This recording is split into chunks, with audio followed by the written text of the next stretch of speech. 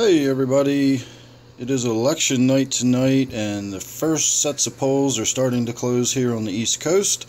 So while I wait to find out whether the world's going to end tonight or not, I'm going to do a little bit of maintenance on my Gudgeon / T Bar tank.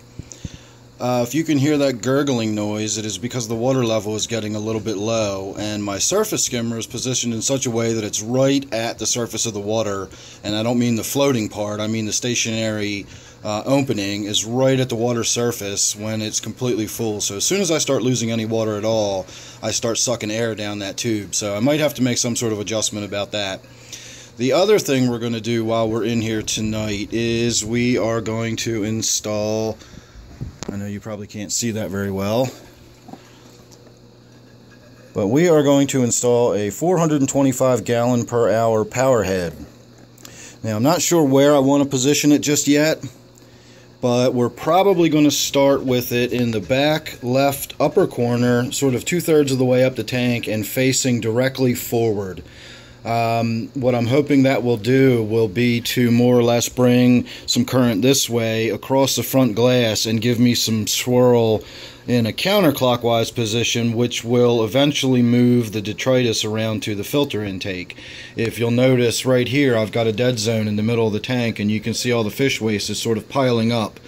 I'm going to leave that alone, and before we do the water change and wipe the glass down and everything, I'm going to get the Powerhead in there, and I'm just going to see how positioning it this way versus that way moves the water around the tank. So that'll be my first step in getting this set up, and over the next... Alright, the first part is complete. We've got the Powerhead in. You can see the Rainbowfish are really enjoying the added current in the tank. They're sitting right up front and they're grabbing at everything that drifts by. I'm not sure this is going to work out entirely the way I've got it or the way I want it, and I apologize for all that gurgling noise. It really is getting obnoxious, but we're going to get onto the water change here in a moment. You can see I've got the Powerhead in the back. I don't know if you can tell how I've got it positioned exactly, but it's back there. It's kind of pointing towards the glass, sort of through and behind those leaves there, and you can pretty much tell by the way the detritus blows through there, the way I've got the current moving, and that's keeping a lot of water flow moving around. It's keeping a lot of flow on the bottom of the tank, which is what ultimately I hope will start moving this around. I think I need to get the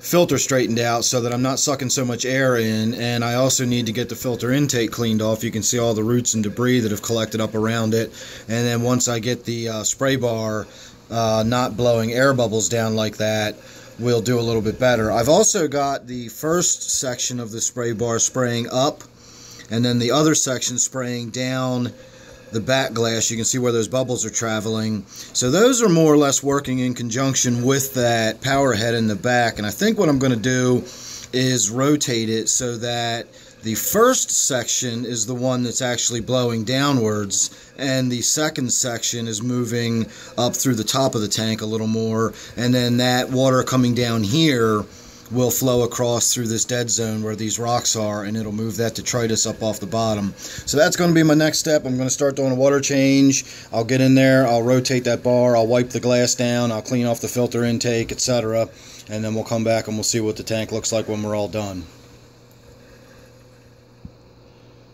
Alright, here we are at the next stage. I've got everything done, I've wiped the glass down, I've finished the water change, and I got in there and I did a little bit of work to some of the plants. I've added a few rocks and a few other things, but we'll get to that in a minute. What I want to talk about right now is the circulation in the tank. I've only got the Powerhead running. I do not have the filter turned back on yet, and that's important. If I ever do have an issue where my filter shuts down, you know, I will have additional circulation. It's a secondary sort of measure to keep the water moving around the tank and preventing it from going stagnant. You can also see all of the detritus moving around the tank, and that's what I'm really looking at. I really just sort of want to get a feel for how much water does that actually move, where do the currents flow, etc. Once I turn my filter on, that's all going to change, but that's okay. I like to know what's flowing where, and you know how the currents are moving, whether this one's working or that one's working, or they're both working together, or what have you. Just the more I understand about how the water moves around in my tank, the better I understand my tanks. So I'm going to watch this for a little while and sort of wait for that to settle down and get some of the detritus out of the tank, and then we will get the filter turned back on, and we'll come back here and see one final video, and we'll see if everybody hasn't calmed down a little bit, or if they're still excited, whether it's the what am I trying to say here, whether it's the new water movement in the tank or whether it is the new water in the tank. You know, the fresh water change has everybody swimming around the way they are, but the gudgeon in particular seems to be really enjoying the current flowing around the tank, which is unusual because these are fish that come from very slow moving water conditions in their natural habitat. So we'll give it a little while and we'll come back and we'll see what it looks like after it's all settled in and the water's nice and cleared up for us. Alright, that's about as clear as we're going to get it tonight. I'm not going to worry about getting every last little bit of detritus out of the tank. So what I found when I got in there and started doing a little bit of cleaning up and was pulling some of the floating roots out, I was wondering why there were so many roots everywhere. And when I got in there and began looking a little bit closer over here,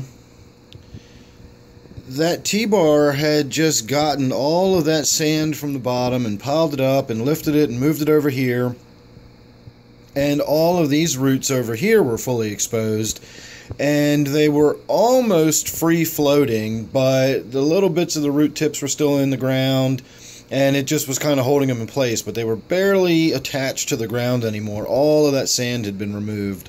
So I pulled some of the sand back, I rooted them in as best I could again, and then I piled some more rocks up on top of them, and then I put some sand over the rocks. I'm sure that sand will get lifted up and removed, but I do have some rocks laying over top of the roots now. So hopefully they will stay in place as well. I also found this piece floating, free floating. That's the piece that broke off in the back, and I tucked that down and in alongside that rock there, but it's not in there very well. I don't expect that to stay there, but we'll see how that goes.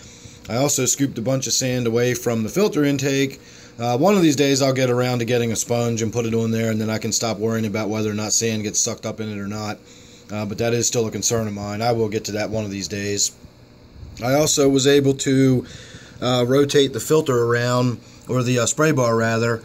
So I don't know if I'm going to keep it this way or not. I'm not sure if I like it yet. But we'll see. I can always get in there and adjust it again later. Again, you know, let me give it a few days and see how everything works out. I've still got dead spots. There's no way that that little power head is going to move water that vigorously around the tank that I don't have some still spots. But again, this gudgeon is not a river fish, or at least not a fast-moving or a swift river fish. It's more of a backwater kind of fish that is much more calm and still water. So I don't want too much current in there. I just want plenty of circulation so that gas exchange happens and the detritus doesn't settle down on the bottom too much with this black sand. Any little bit of detritus that sits on the bottom really shows up and doesn't look all that good. So that's what I did today. As time goes on, we'll see if I don't make any more adjustments, or we'll move the power head or whatever. I will certainly keep you posted. So go ahead and subscribe. That way you won't miss anything if I do make any more adjustments or I do update on this tank, plus all the other stuff I always do. You never know what you're going to get, and it's always some good stuff. So you want to be subscribed and don't miss it.